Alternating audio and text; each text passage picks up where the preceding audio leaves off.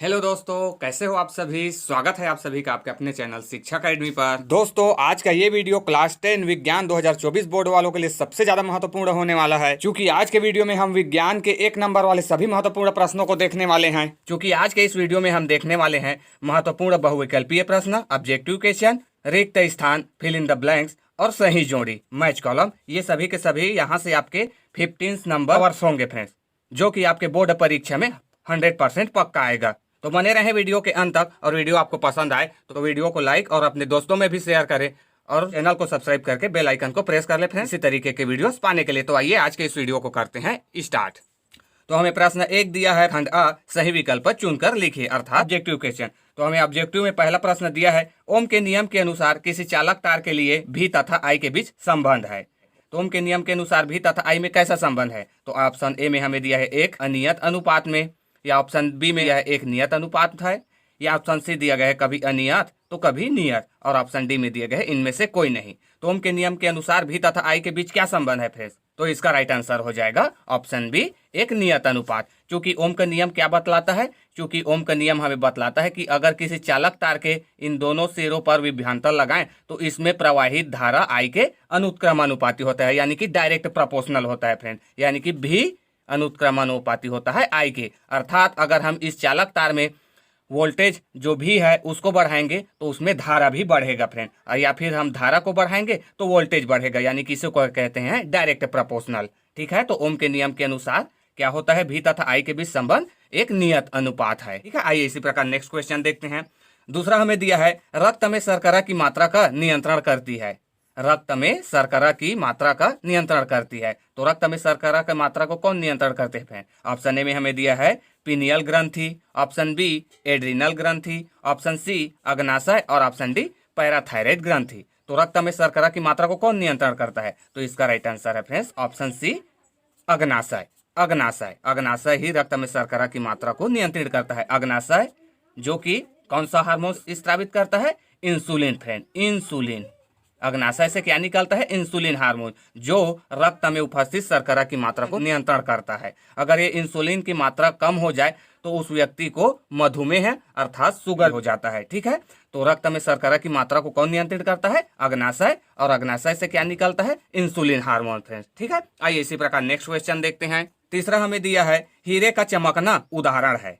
हीरे का चमकना उदाहरण है। तो हीरे का चमकना किसका उदाहरण फ्रेंड। ऑप्शन ए में हमें दिया है पूर्ण आंतरिक परावर्तन, ऑप्शन बी आंशिक परावर्तन, ऑप्शन सी प्रकाश का अपवर्तन, और ऑप्शन डी इनमें से कोई नहीं। तो हीरे का चमकना उदाहरण है, किसका उदाहरण है। तो इसका राइट आंसर हो जाएगा फ्रेंड ऑप्शन ए, पूर्ण आंतरिक परावर्तन। ठीक है, हीरे का चमकना किसका उदाहरण है, पूर्ण आंतरिक परावर्तन का। चूंकि हीरा जो होता है उसका बनावट ही ऐसा होता है कि उसमें क्या होता है, प्रकाश का पूर्ण आंतरिक परावर्तन होता है फ्रेंड। ठीक है, तो हीरे का चमकना किसका उदाहरण है, पूर्ण आंतरिक परावर्तन का। इसी प्रकार और क्या क्या होता है, मरीचिका, मरीचिका वो भी किसका उदाहरण है, पूर्ण आंतरिक परावर्तन का ही है। ठीक है, मरीचिका, मरीचिका में क्या होता है, वो रेगिस्तान इलाके में ऐसा लगता है कि कहीं पर पानी हो है, ऐसा हमें महसूस होता है, लेकिन वास्तव में वहां नहीं होता है, वो भी पूर्ण आंतरिक परावर्तन के ही कारण होता है। ठीक है, तो हीरे का चमकना किसका उदाहरण है, पूर्ण आंतरिक परावर्तन का। आइए नेक्स्ट क्वेश्चन देखते हैं। चौथा दिया है, उत्कृष्ट गैसें अन्य तत्वों से क्रिया नहीं करती क्योंकि। उत्कृष्ट गैसें अन्य तत्वों से क्रिया नहीं करती क्योंकि। उत्कृष्ट गैसें अन्य तत्वों से क्रिया क्यों नहीं करती। तो ऑप्शन ए में हमें दिया है वे एक परमाणुविक गैस है, ऑप्शन बी दिया है परमाणु का आकार छोटा होता है, और ऑप्शन सी दिया है बाह्य कक्षा पूर्ण रूप से भरा रहता है, और ऑप्शन डी दिया है अधिक मात्रा में पाई जाती है। तो उत्कृष्ट गैसें अन्य तत्वों से क्रिया क्यों नहीं करती फ्रेंड। तो इसका राइट आंसर हो जाएगा ऑप्शन सी, बाह्य कक्षा पूर्ण रूप से भरा रहता है फ्रेंड। क्या हो जाएगा इसका आंसर, राइट आंसर बाह्य कक्षा पूर्ण रूप से भरा रहता है। इसी कारण उत्कृष्ट गैसें अन्य तत्वों से क्रिया नहीं करती। जैसे कि जानते हो आप लोग हीलियम, हीलियम में कितना होता है, इसके बाह्य कक्षा में 2 इलेक्ट्रॉन होते हैं। इसी प्रकार और क्या होता है, नियान, नियान इसमें कितना, इसका परमाणु क्रमांक 10 होता है, तो 2 और 8 होता है फ्रेंड। तो इसके बाह्य कक्षा 2 है, इसमें 8 है, तो जो कि क्या है, इसके बाह्य कक्षा पूरी तरीके से भरा हुआ है फ्रेंड। इसी कारण ये अन्य तत्वों से क्रिया नहीं करता है। तो इसका आंसर क्या हो जाएगा, उत्कृष्ट गैसें अन्य तत्वों से क्रिया क्यों नहीं करती, क्योंकि उसके बाह्य कक्षा पूर्ण रूप से भरा रहता है। ठीक है, आइए नेक्स्ट क्वेश्चन देखते हैं। पांचवा दिया है, एल्कोहल में क्रियात्मक समूह है। एल्कोहल में क्रियात्मक समूह है। ऑप्शन ए में हमें दिया है CHO, option B OH, option C CO और ऑप्शन डी COOH। तो एल्कोहल में क्रियात्मक समूह क्या होता है फ्रेंड? तो इसका राइट आंसर हो जाएगा ऑप्शन बी OH। ठीक है, क्या होता है क्रियात्मक समूह एल्कोहल का? OH। और इसका प्रत्यय क्या लग जाता है? ऑल। इसी प्रकार मेथ में जुड़ जाता है OH तो क्या हो जाता है? मेथेनॉल। एथ में जुड़ गए तो एथेनॉल। ठीक है, तो एल्कोहल में क्रियात्मक समूह क्या होता है? OH होता है फ्रेंड। ठीक है, आइए अब ये तो हो गया हमारा ऑब्जेक्टिव क्वेश्चन। अब आइए खंडवा रिक्त स्थान या अर्थात फिल इन द ब्लैंक्स देखते हैं। तो खंडवा हमें दिया है फ्रेंड, ये भी प्रश्न एक का ही जो 3 खंड में बांटा रहता है ना, खंड अ, खंड ब, खंड स, जिसमें रिक्त स्थानों की पूर्ति करना है, ये खंडवा है। तो पहला हमें दिया है रिक्त स्थान में यकृत से खाली स्थान का स्त्राव होता है। यकृत से खाली स्थान का स्त्राव होता है। तो यकृत से क्या स्त्राव होता है फ्रेंड? तो यकृत से क्या स्त्राव होता है? पित्त रस स्त्राव होता है फ्रेंड। क्या होता है? पित्त रस।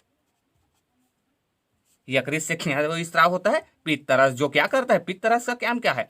पित्त रस जो है वो भोजन को अम्लीय से क्षारीय बनाता है फ्रेंड। ठीक है, तो यकृत से क्या स्त्राव होता है? पित्त रस स्त्राव होता है फ्रेंड।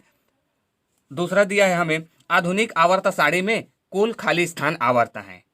तो आधुनिक आवर्त सारणी में कितने आवर्त हैं फ्रेंड? तो इसका राइट आंसर हो जाएगा कितने आवर्त हैं? 7 आवर्त हैं फ्रेंड। तो ये हो जाएगा इसका राइट आंसर 7। आधुनिक आवर्त सारणी में कुल 7 आवर्त हैं। और वर्ग कितने हैं? ये आप लोगों के लिए क्वेश्चन है फ्रेंड। आप लोग कमेंट करके बताना कि आधुनिक आवर्त सारणी में वर्ग कितने हैं। ठीक है, तीसरा क्वेश्चन है चालन के द्वारा ऊष्मा का संचरण केवल खाली स्थान में ही संभव है। चालन के द्वारा ऊष्मा का संचरण केवल खाली स्थान में संभव है। तो चालन के द्वारा ऊष्मा का संचरण किस में होता है फ्रेंड? तो चालन के द्वारा होता है ठोस में फ्रेंड। किस में होता है? ठोस में होता है चालन के द्वारा ऊष्मा का संचरण। तो द्रव और गैस में कैसा होता है? तो द्रव और गैस में संवहन के द्वारा होता है फ्रेंड। ठोस में चालन के द्वारा ऊष्मा का संचरण होता है और द्रव और गैस में संवहन के द्वारा। और प्रकाश की किरण हम तक कैसे पहुंचता है? तो वो पहुंचता है फ्रेंड विकिरण के द्वारा। चूंकि ऊष्मा संचरण के केवल 3 प्रकार, ऊष्मा संचरण के कितने प्रकार है? सिर्फ 3 प्रकार। कौन कौन से? एक तो यही चालन, चालन द्वारा ठोसों में ऊष्मा का संचरण होगा। और दूसरा संवहन, संवहन जो द्रव और गैस में होता है। और तीसरा होता है विकिरण। तो विकिरण के लिए माध्यम की जरूरत नहीं होता, विकिरण के द्वारा ही प्रकाश किरण हम तक पहुंचता है। ठीक है, तो इस तरीके से ऊष्मा संचरण के 3 माध्यम है फ्रेंड। ठीक है, तो चालन के द्वारा ऊष्मा का संचरण केवल ठोस में ही संभव है। ठीक है, ये ठोस में ही होता है। चालन कैसे होता है? ये सपोज मान लो एक हमारे पास लोहे का रॉड है, तो यहाँ इस भाग को हम ऊष्मा देंगे तो ये अपने आसपास के परमाणु को भी ऊष्मा का संचरण कर देगा चालन के द्वारा। ठीक है, तो इसी को कहते हैं चालन के द्वारा केवल ठोस में ही संभव है। ठीक है, चौथा में हमें दिया है लेंस की क्षमता का मात्रक खाली स्थान है। लेंस की क्षमता का मात्रक खाली स्थान है। तो लेंस की मात्रक को क्या कहते हैं फ्रेंड? तो लेंस की क्षमता के मात्रक को डाईऑप्टर कहते हैं फ्रेंड। डाईऑप्टर, डाईऑप्टर। लेंस की क्षमता को किस में मापते हैं? डाईऑप्टर में मापते हैं फ्रेंड। लेंस की क्षमता को किस में मापते हैं? डाईऑप्टर में। ठीक है, पांचवा हमें दिया है ऊष्मा कोई पदार्थ नहीं बल्कि खाली स्थान है। ऊष्मा कोई पदार्थ नहीं बल्कि खाली स्थान है। तो ऊष्मा पदार्थ नहीं है तो क्या है फ्रेंड? तो इसका अर्थ हो जाएगा ऊष्मा कोई पदार्थ नहीं है बल्कि क्या है? ऊष्मा ऊर्जा है फ्रेंड। क्या है? ऊर्जा है। ऊष्मा कोई पदार्थ नहीं है, वो क्या है? ऊर्जा है। ऊष्मा ही ऊर्जा का एक रूप है फ्रेंड। ठीक है, ये भी हमारा रिक्त स्थान 5 हो गया फ्रेंड। अब आइए देखते हैं मैच कॉलम अर्थात सही जोड़ी। खंडसा हमें दिया है सही जोड़ी मिलाइए। तो आइए सही जोड़ी मिलाते हैं।